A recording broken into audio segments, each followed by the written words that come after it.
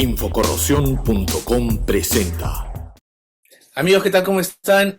Muy buenas tardes, muy buenos días, muy buenas noches, dependiendo de qué hora nos están viendo. Y bienvenidos a Infocorrosión. En esta oportunidad es un nuevo episodio de entrevistas y tengo la oportunidad de contar con la presencia del doctor Reza Javaherdashti. Van a poder ver su nombre aquí en los subtítulos aquí abajo. Y bueno, lo tengo como invitado y vamos a hablar un poquito sobre temas de corrosión.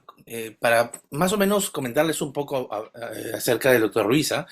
Él tiene más de 20 años de experiencia en la industria del petróleo y gas, incluidas las industrias submarina, costa afuera y terrestre, así como otras industrias en cuestión, como por ejemplo mecánica de fracturas, ingeniería forense, integridad, manejo de la corrosión, FIT, diseño y selección de materiales, tanto en Australia, que es donde lo ha venido desarrollando, como en el extranjero.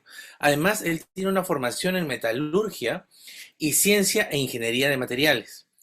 Cuenta con una vasta experiencia en inspección de soldaduras, evaluación de fallas mecánicas, tratamiento de corrosión microbiana, de eso también vamos a hablar ahora, selección y aplicación de biocidas, inhibidores y empleo de CRA, diseño de CP, evaluación de recubrimientos para condiciones de corrosión agria y dulce.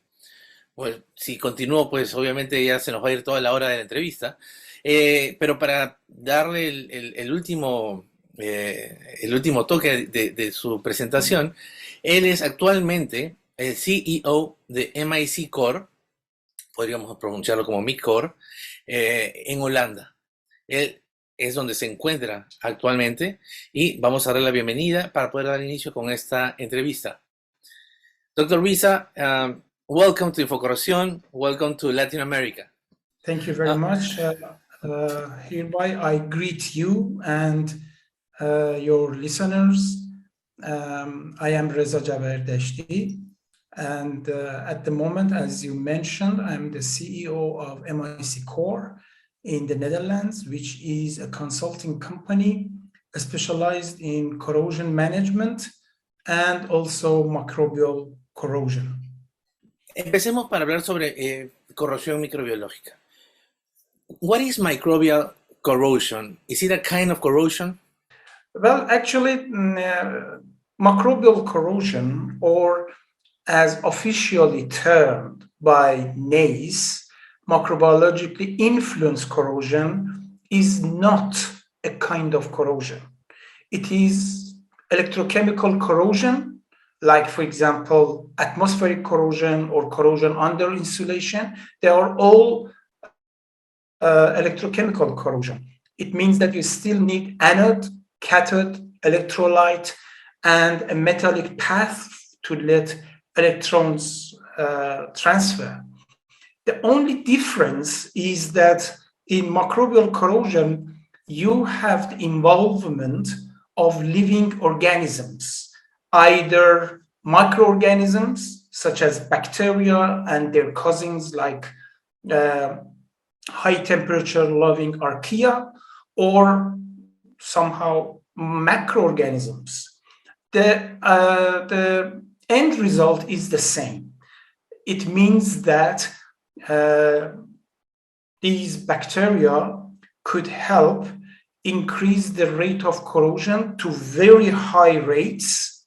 Therefore, for example, we have documented cases that in subsea industry, the flow lines that have been designed to have a service life for a minimum 20 years, due to corrosive action of sulfate-reducing bacteria, SRB, which is the most notorious bacteria in the literature of microbial corrosion, the service life has been shortened to just 3 years. Or, for example, if you can remember a few years back, there was an issue with the oil pipeline that was carrying oil from Alaska to the mainland United States, the so-called Purdo Bay accident. Despite applying all types of corrosion management techniques available at that time, we are talking about, I guess, 2006, 2007, around that time.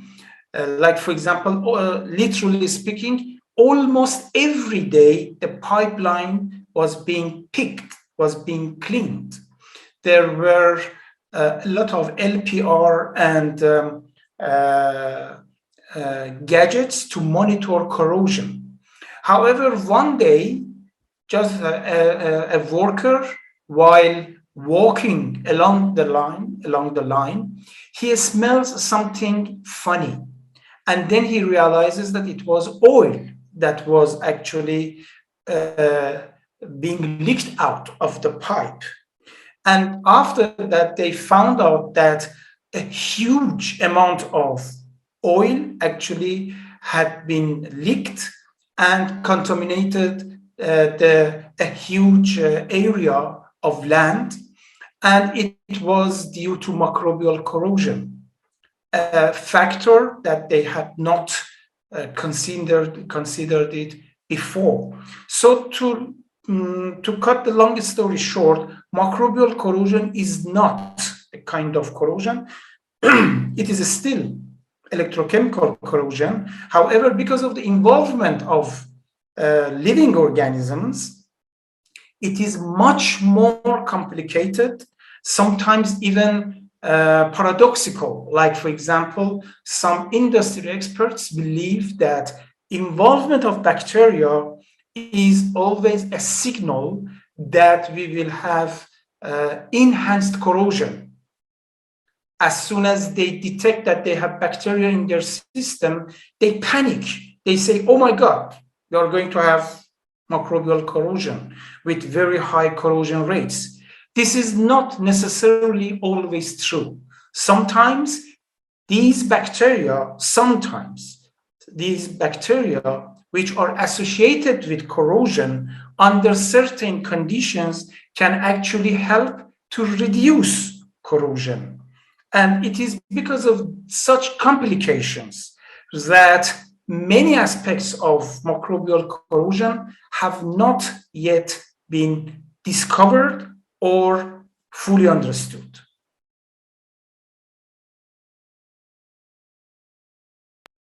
Perfect.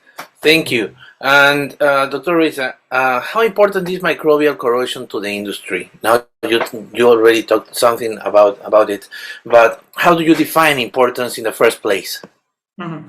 Actually, to define the importance of something, especially in engineering terms, there are two factors: its risk and its cost. If something's risk is high and its cost is high, it means that it is important. Risk of microbial corrosion is always high, no matter what the likelihood of it. Because as you know, risk is defined as a product of likelihood and the consequences associated with it according to API standards. Now, even if we apply, for example, cathodic protection, we apply coating, we apply biocides, etc., so that in our understanding, the likelihood of MIC can be considered very low. Because of the consequences it can create, its risk is always critical. Let me give you an example. Normally, in underground fire water rings, the most observed corrosion is microbial corrosion.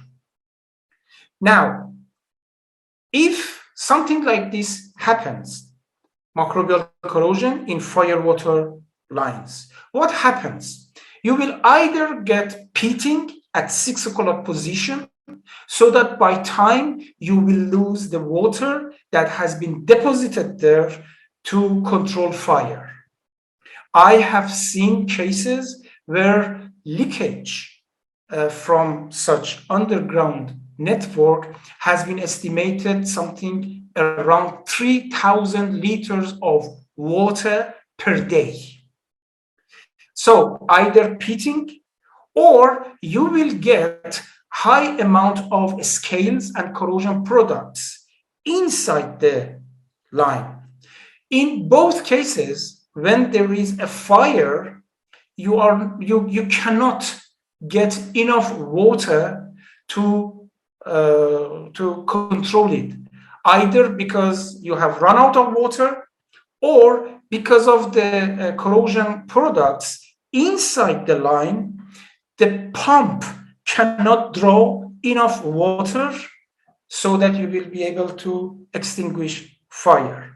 In any country, any developed country, like Spain, like, I don't know, United States, like many Latin America countries, you look at the gross domestic product, GDP of the country. The study about cost of corrosion over past 70 years or so indicates that the cost of corrosion can change between 3% to even 6% of GDP of that country. Now, if 40% of this cost is because of microbial corrosion, then you are talking about figures like billions of dollars per year. The issue here is that you don't see the immediate effect. Why? Because corrosion and also microbial corrosion, they happen slowly, gradually.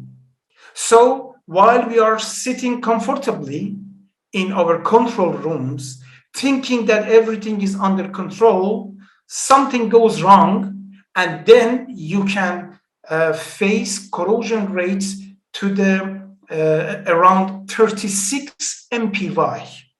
And you know that according to NACE recommended practices, if the corrosion rate is 5 mpy, or above, the corrosion case is considered as very critical, very serious. And we are talking about microbial corrosion that at minimum, its rate could be 16 mpy. And because of the electrochemical microbial corrosion that I will hopefully explain in a minute, you can reach corrosion rates up to 36 mpy. Therefore, why MIC is important? Because its risk is high, its cost is high, and you cannot ignore it. As I said, there is a misunderstanding that some managers may think that, okay, so far so good, we haven't had any problem. This is not engineering thinking. You are basically leaving everything to chance. Just because so far you haven't had any problem, it doesn't necessarily mean you will not have any problem in the future. Secondly, if the likelihood of microbial corrosion is low because of the consequences it can have, either like contamination of the environment and imposing on you a lot of indirect costs to clean up the environment, or because of the costs it can impose on the system itself. Therefore, the risk of MIC must always be considered as high, unless the working conditions of the system do not allow this. Like what? For example, in a power plant, in a power plant, a normal thermal power plant, you cannot expect to get microbial corrosion in the boiler because the temperatures are just too high, or in the turbine. However, in a condenser, in a boiler feed pump, you will get microbial corrosion for sure. In a pipeline, it is highly likely to get microbial corrosion as a case of TOL, top of the line corrosion. However, as a case for BOL, bottom of the line corrosion, it is quite possible, it is quite likely to get microbial corrosion. And apart from academic interests, can we show the importance of currently accepted microbial corrosion mechanisms with an example from industry? What are the mechanisms involved in microbial corrosion? At the moment, there are two mainstream mechanisms that are accepted to explain microbial corrosion. However, mind you, these two mechanisms that I will explain are not the final say. There are still a lot of questions surrounding these explanations. First mechanism is what that is called CMIC, chemical microbial corrosion. Simply put, it says that microbial corrosion happens because of the involvement of some chemical reactions. For example, in the case of sulfur-reducing bacteria, it explains that because sulfate is reduced, then you have anodic reactions, cathodic reactions, and these chemical reactions, they actually compete with each other, and it is basically these chemical reactions that can be used to explain microbial corrosion. Recently, however, we believe in what we call as EMIC, electrical microbial corrosion.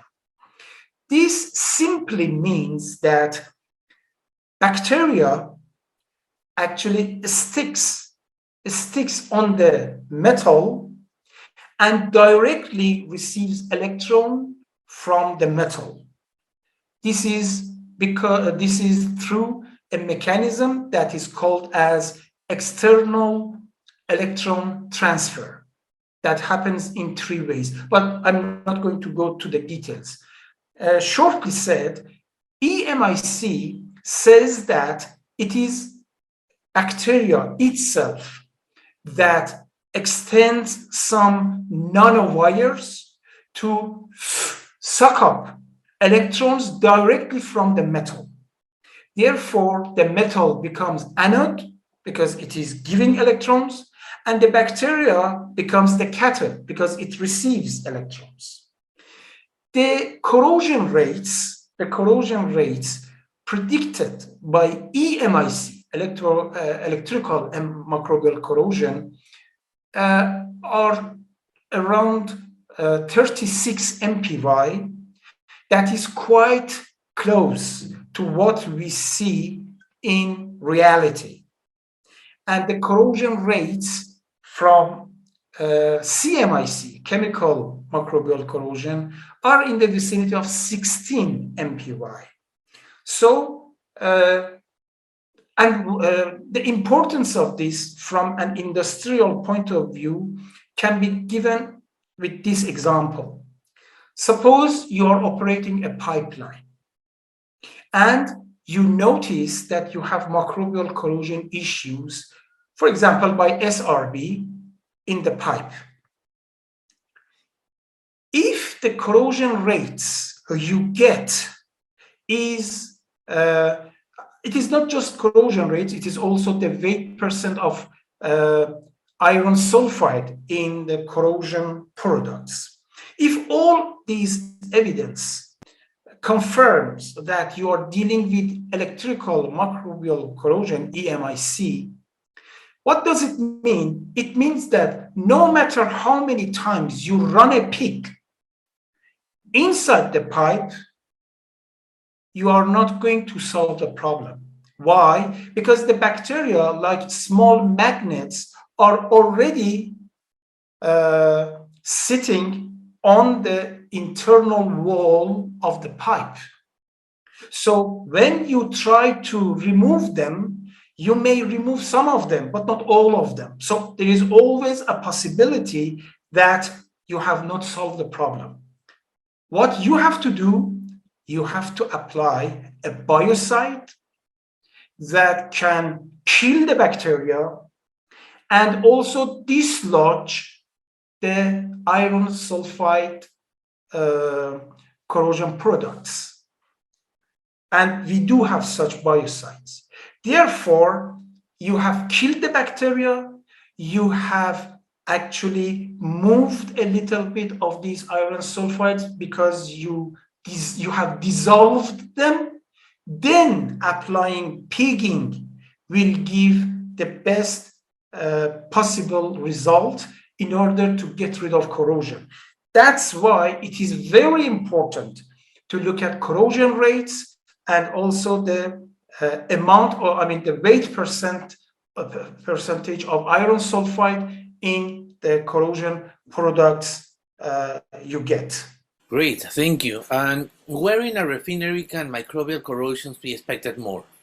Actually, let me put it this way. In any industrial unit, either a refinery, a power plant, doesn't matter. You have a rule.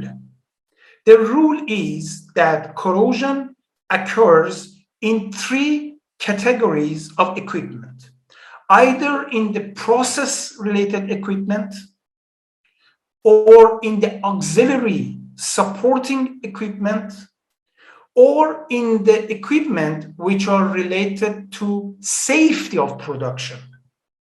I just want to give you an example from a power plant. In a power plant, the process-related equipment are boiler, turbine, condenser, the elements which are necessary in order for the process to continue. Then you have auxiliary systems, like for example, soot blower, like for example, superheater, which are necessary to increase the efficiency of the process. And then the equipment which are important in order to keep the safety of production. An example is fire water system. Therefore, the approach is that first, you have to deal with equipment that are responsible for your safety. Because no matter how good your refinery works, how high the efficiency is, if you don't have safety in that place, it doesn't make sense to actually go there and participate in production.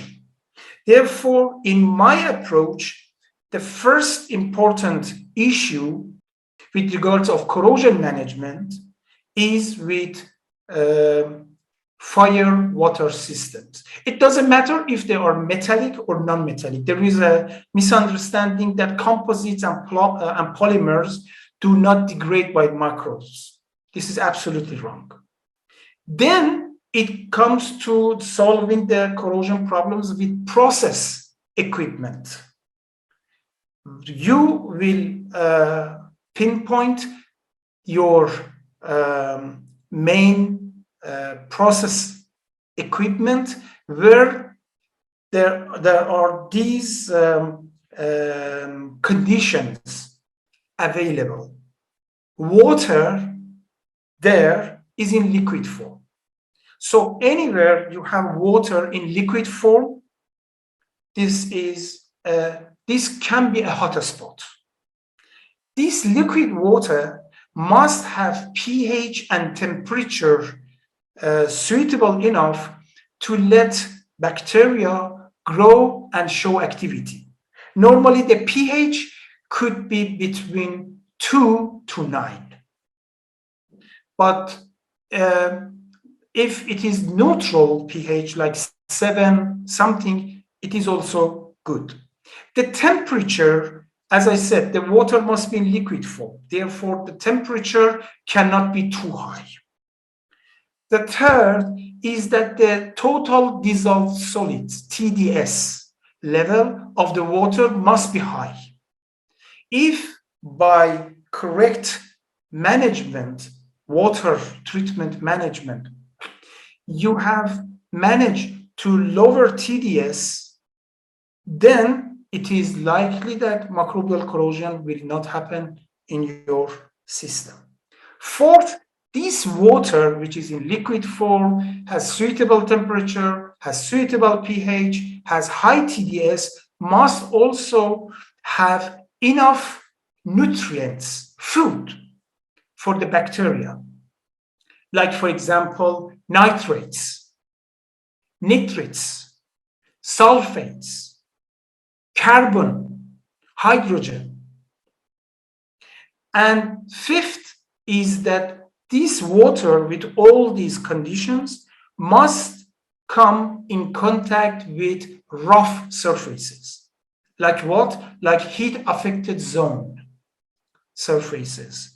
If you do welding, but you do not apply post-welding treatment, such as finishing up the surface and leaving a rough surface, then the water with the conditions I just mentioned could start a big danger for microbial corrosion to happen. One more thing before I forget is that in industry, when people hear that we are talking about sulfate-reducing bacteria, they conclude that, okay, if in my system I don't detect sulfates, then there is no need for going after sulfur-reducing bacteria. Why? Because if I don't have sulfate, then there is no sulfate for the bacteria to reduce. This is wrong. This is wrong. Because these bacteria, if they don't have sulfate in the system, in order to survive, they go after nitrates. They go after other chemicals which are available to them. Therefore, one important thing is that do not get fooled by not observing sulfate. The second point is that bacteria normally appear in two states, either planktonic or sessile.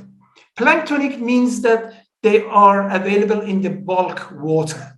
They freely swim in the water. And sessile means that they sit on surfaces. The mechanisms involved are just too detailed. I'm not going to go into those details, but accept it from me that around 90%, if not more, than issues with corrosion comes from the sessile bacteria, the motionless bacteria. But in industry, what we measure is actually the amount of planktonic bacteria, the swimming, freely swimming bacteria.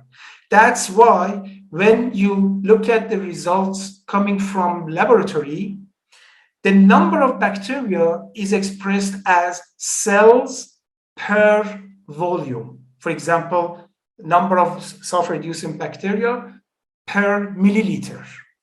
This shows that you have measured planktonic bacteria, which are important, but not as important as the sessile bacteria. You will be on the safe side if you have results in terms of both bacteria per milliliter, bacteria per centimeter square, so that you have an idea about the amount of bacteria in your system, both in planktonic state and sessile state. The same is also true for auxiliary supporting systems. Wherever it is in contact with water, wherever the water has the conditions and features I just mentioned. Therefore, if you look at the larger picture, we can say that the danger for microbial corrosion is in a refinery, for example, starts right from the feed lines to the waste lines. Inside the process, equipment, safety, production safety lines, almost everywhere. What are microbial corrosion treatment methods currently available? Are they all 110% reliable in practice? No, they are not. Microbial corrosion is essentially electrochemical corrosion. Therefore, the methods we use to treat electrochemical corrosion are almost the same with the ways we use to treat microbial corrosion. Like what? We use coating, we use physical methods such as coatings, chemical methods such as corrosion inhibitors. In the case of microbial corrosion, this becomes biocides. Electrical methods such as cathodic protection and anodic protection. Then you have mechanical methods such as pigging, that you remove corrosion products and debris in order to avoid formation of electrochemical cells. 5, change in the material, like for example, you improve from carbon steel to stainless steel. Then change in design, like for example, in a pipeline, you try to have as less possible as branches, horizontal branches, or dead ends or bends by changing the design. 7th method is what I want to put more emphasis about, and it is prediction models. Currently, we have several mathematical models that predict corrosion and corrosion rates to be expected. As a matter of fact, I have been working on these models for the last 20 years or so, and I have also been involved in making such models.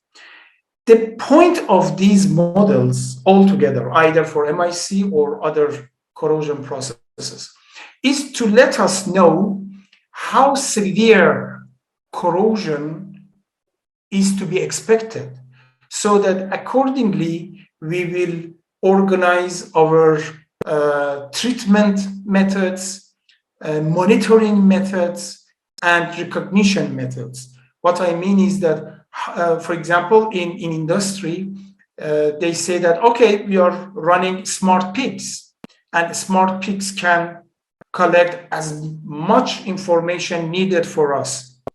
True, but there is a point here. Smart pigs normally cannot pick up initial stages of microbial corrosion because it happens as very small pits, and doesn't matter if you are using UT or other methods. The outcome of running smart pigs will appear as false negative. It means that you think you don't have pits or microbial corrosion. However, it has just started, but it is just too small to be detected. Or if you use other methods, like, for example, you apply a magnetic field, okay? it is highly likely that by creating the magnetic field, you will actually polarize the bacteria, or better to say, facilitate electrochemical microbial corrosion to happen. Therefore, none of these methods are 110% reliable. The key element here is monitoring. You apply biocide, you must have a robust monitoring program. You apply cathodic protection, you must have a monitoring plan, so that you cannot say that, okay, I have applied minus 950 millivolt versus copper sulfate according to NACE, so I'm not going to have any problem with microbial corrosion and SRB. No, this is wrong. We have documented cases where the applied potential was more than minus 1000 millivolt, like 1200, 1200 millivolts versus copper sulfate. And not only microbial corrosion problem was not solved, actually it became even worse. Therefore, the golden rule is to be always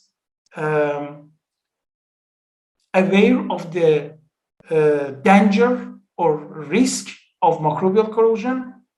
Second, have a monitoring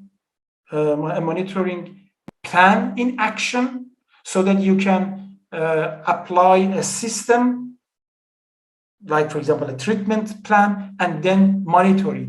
I have explained many practical aspects of this in the book that I published in 2020 by Elsevier on FMEA, failure mode analysis of microbial corrosion. There I have given practical guidelines how to deal with microbial corrosion in fire water systems, in hydro-tested pipelines.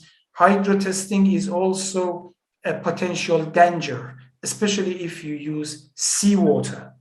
And so it is always, I have always given this tip that is mostly used by physicians. You know, when you go to a physician, he says, prevention is better than treatment.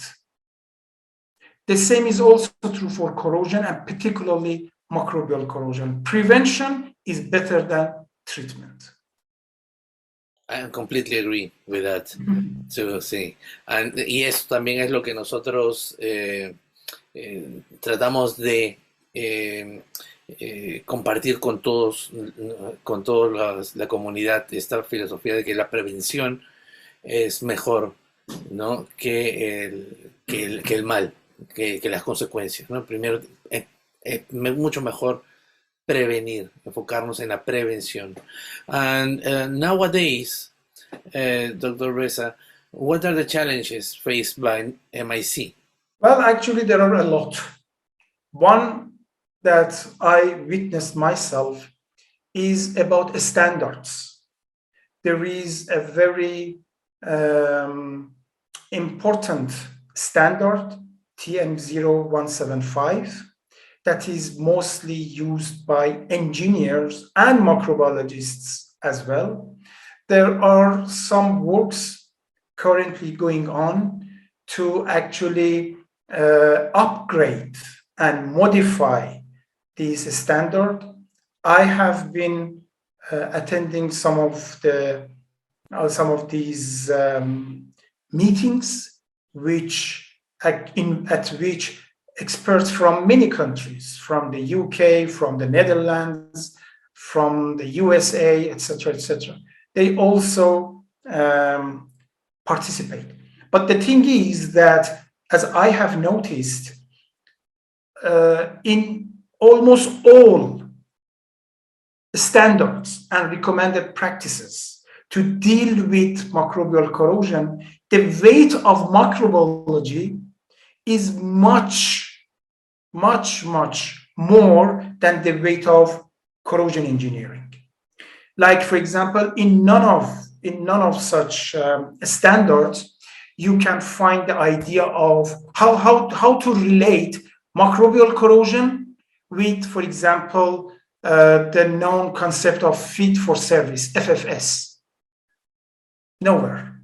You cannot see how other options, like, for example, material selection, or even models, mathematical models, can become useful in order to deal with microbial corrosion. In the standard I just talked about, TM0175, it is very interesting that in the current format, there is no section about monitoring of microbial corrosion. There are cases, there are sections that talks about what is the best method to estimate microbial corrosion. Is it better to use microbial cultures or molecular methods, etc., etc., etc. But to my surprise, there is no engineering involved. There is nothing regarding monitoring. As I said, for us as corrosion engineers, corrosion experts, monitoring is the key. If by monitoring we understand that we have a problem, then we go for finding a solution. Otherwise, why we should bother ourselves when I don't have a problem?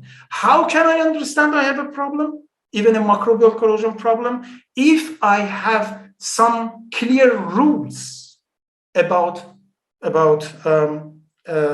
monitoring that currently we don't have? Another challenge is with regards to the fact that still we don't have a theory that is capable of explaining microbial corrosion once forever. Still have a lot of challenges.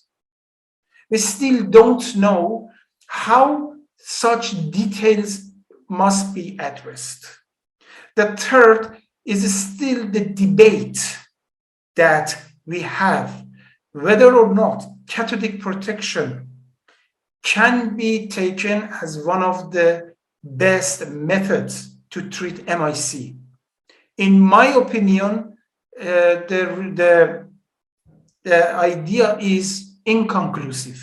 Sometimes it works, sometimes it doesn't. Yet another challenge is about what is the best chemicals to use against microbial corrosion. What biocides we can recommend, because as you know, and other friends know, at the moment, all biocides that are prescribed and used in industry, they are synthetic chemicals that if they are released to the environment without control, they will actually pollute the environment. In offshore platforms, for example, you are not allowed to use biocides. Even if you may have biofouling and microbial corrosion issues in, for example, at topside. Why? Because if this biocide finds its way to the sea, it can contaminate the marine life.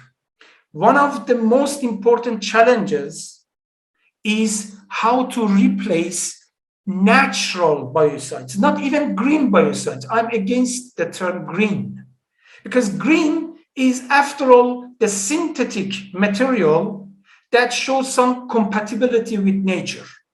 What I'm saying that we have nature, Mother Nature, has given us a lot of opportunities to deal with corrosion and microbial corrosion without being that much concerned. Like what?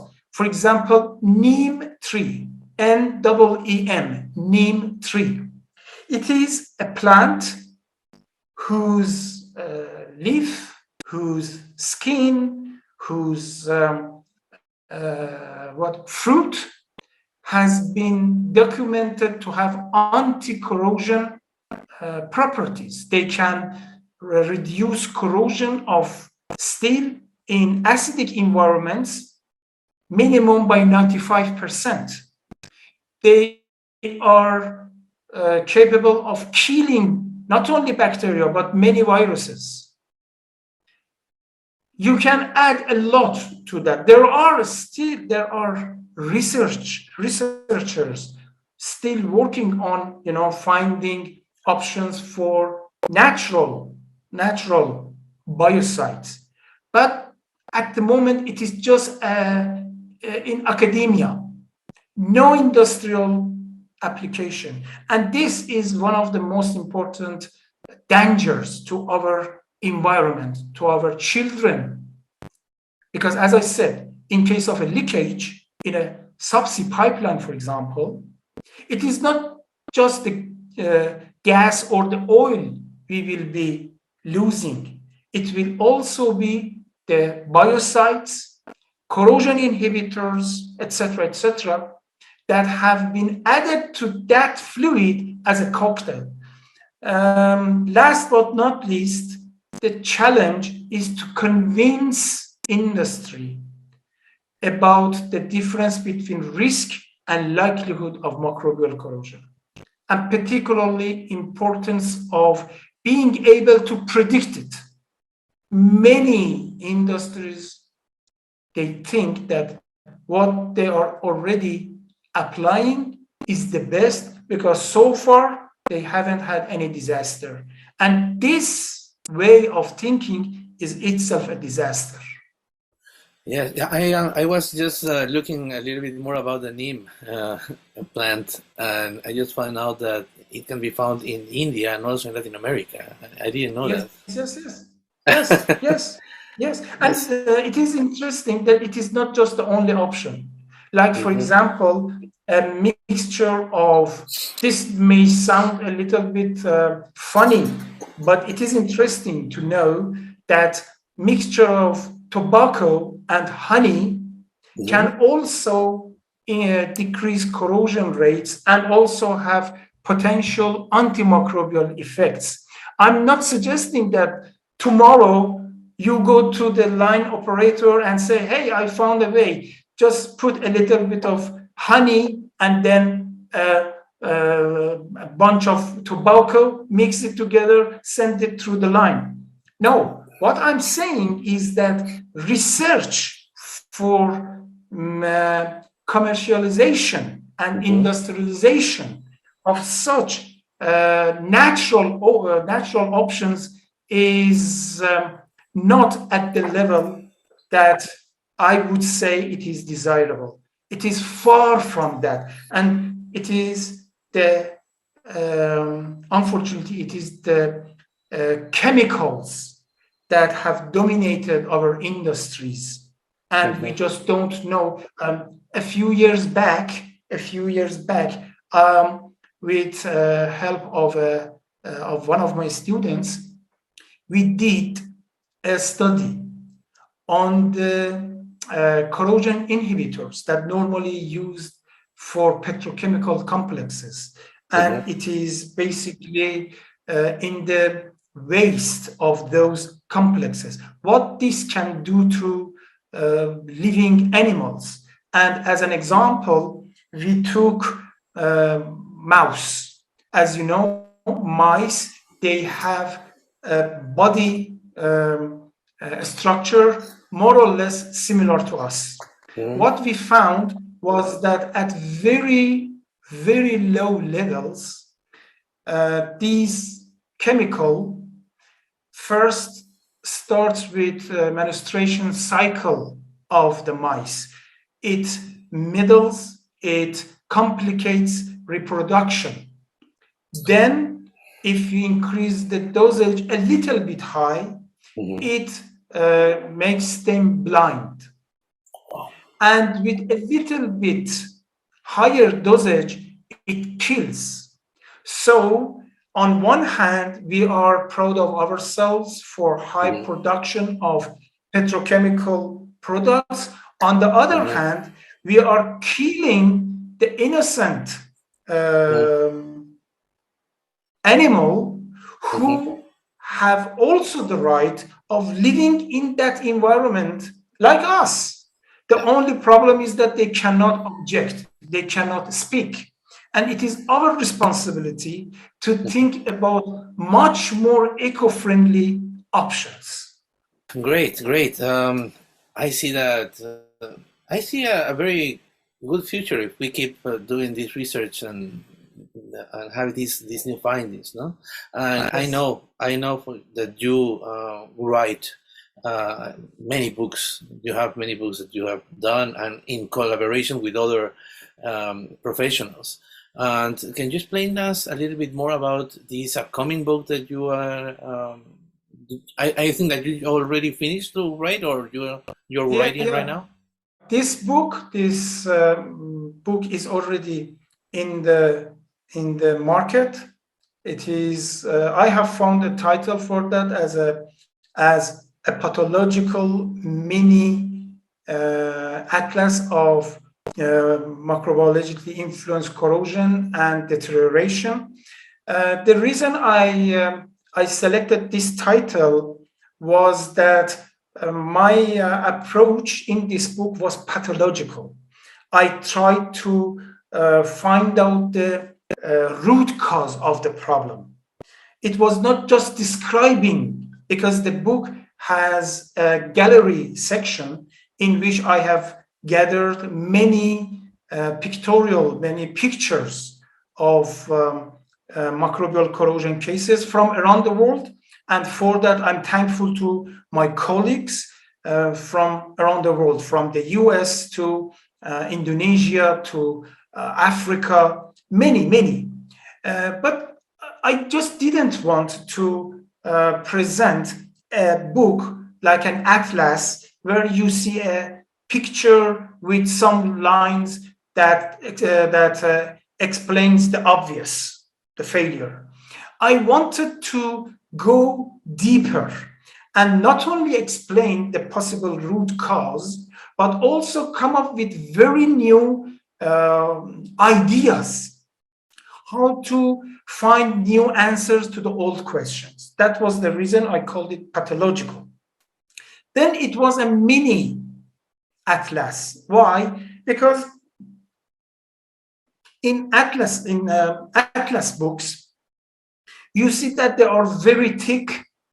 They have hundreds of corrosion cases, from microbial corrosion to galvanic corrosion to atmospheric corrosion. I didn't like that.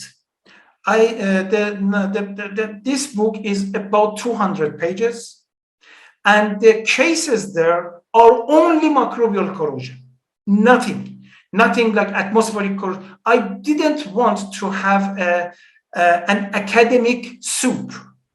I wanted to have something directly about the topic, microbial corrosion, how it looks like, either by naked eye or under the microscope, and also prove that from the way you look at the failure, either under microscope or with naked eye, from the appearance of the failure, you cannot match the failure with the mechanism or mechanisms involved. Because this is something that I have been asked several times. Some people send me pictures. Hello, Dr. Reza, can you tell us what type of corrosion mechanism is this? And I always say, I don't know. Because just from looking at the appearance, you cannot say which mechanism or mechanisms are involved. There are, however, protocols and methods that if you follow, it is highly likely to come up with the right answer. And I have acquired this knowledge not only through academic research, but through more than 2 decades of my life, being active in many industries around the globe. So I have tried to basically put together a general picture for the readers. And why there is a distinction between microbial corrosion and microbial deterioration. I believe that corrosion is a term that you can only apply to metals, because it is in metals that you can talk about a metallic path, anode, and cathode. In polymers, in composites, you don't have anodes, you don't have cathodes, you don't have metallic path. So the mechanism there, I called it as deterioration, because it is highly distinguishable and different from what we see in metals. And it is therefore a mistake to talk about corrosion of plastics, corrosion of wood, for example. There are non-metals, and therefore, but then you may ask, Reza, why we then say something like corrosion of concrete corrosion? The issue here is that when we talk about concrete corrosion, we actually talk about corrosion of the steel reinforced inside the cementitious material. The cementitious material around that reinforced bar does not corrode. It is the bar, the steel bar inside, that corrodes. But then we falsely, mistakenly address it as concrete corrosion. So yeah, the reason this book was written was to address such issues. Thanks God, it is now available in the market, and it is something that I consider it as my baby, because in that book I put a lot of knowledge, skills, and I was not shy to go for very extreme assumptions and applications, because what I believe is that as an engineer, what I need to address is the problem I have on the field. This is what matters to me. Out of it, I'm not going to publish a paper. Out of it, I'm not going to get a position. As an engineer, I'm responsible to solve the problem and to solve it effectively, because it will not reoccur. And in order to prevent reoccurring of the problem, I have to be equipped with a good understanding of the theory. Perfect, great. Actually, I hope that I can have this book soon, and that we can all access to this information. And for those who are interested in this book, we're gonna write in the description all the information and the link if they want to get it.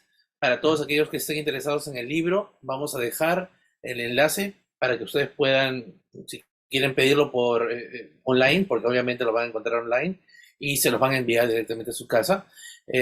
Igual, el Dr. Reza tiene más libros. Also, you have more books that you already published, y muchos de ellos relacionados con todo lo que es corrosión microbiológica.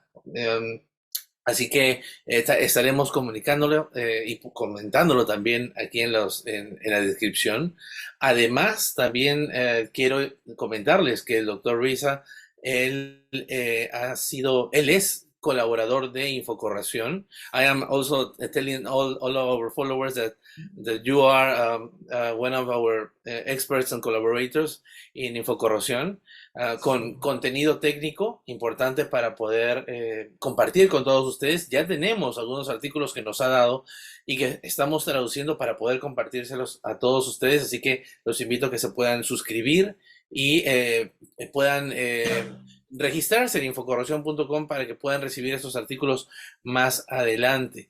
Y bueno, y seguro que van a venir más novedades con contenido técnico, que es lo que tanto necesitamos, y estar actualizados, porque el doctor Reza y la empresa que él dirige hace mucha investigación y mucho desarrollo. Entonces, y esto es lo que necesitamos saber. Necesitamos conocer también y profundizar un poco más sobre el tema. Así que es para nosotros un orgullo saber que tenemos tan distinguidos profesionales como el doctor Reza como parte de nuestro staff de colaboradores técnicos.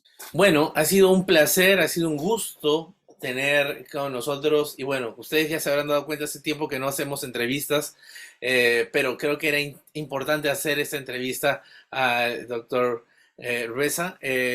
Para ustedes esta información, este contenido, espero que haya sido de utilidad y que lo puedan aprovechar al máximo. Si tienen más consultas, pueden hacérnoslo llegar aquí en el cuadro de los comentarios, para que se lo podamos compartir al doctor Reza y también él pueda responderlos también por este mismo medio. ¿Ok? Entonces, muchas gracias a todos ustedes por acompañarnos. Muchas gracias al doctor Reza también por este tiempo que nos ha dado. Thank you for your time for this interview. And we hope that this won't be the last time. That maybe we can have another opportunity to do some more interviews and to talk about other topics. Okay, it would be great. Sure, definitely. Yes. I also thank you and Infocorrosión for giving me this opportunity, and I'm glad to also have another session regarding perhaps other topics such as advanced corrosion management, which is also a very important issue these days.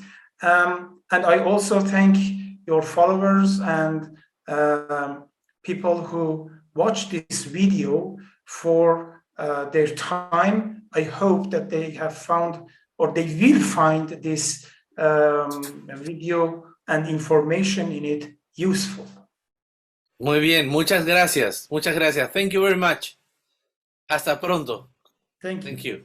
Thank you.